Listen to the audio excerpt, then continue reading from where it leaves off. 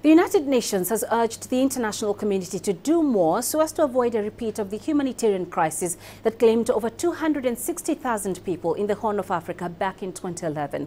But faced with a huge shortage of funds, the UN Refugee Agency warns that this might not be possible. CGTN's Denselow with more from the UN headquarters in New York.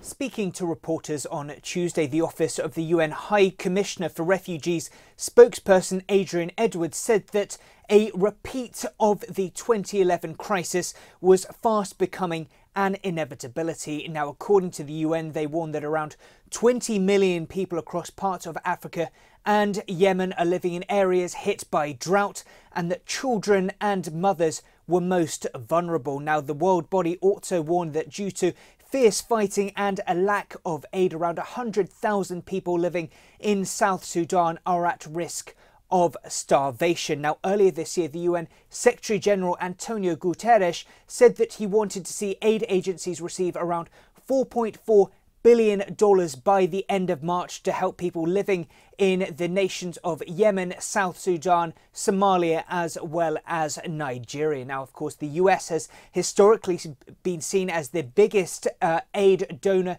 to the United Nations, but US President Donald Trump threatened to slash their foreign aid budget. Now, according to the UN Office for the Coordination of Humanitarian Affairs, they now estimate that they have received only 21% of that $4.4 billion.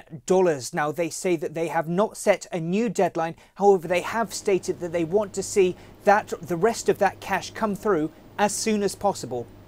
Denselow, CGTN, New York.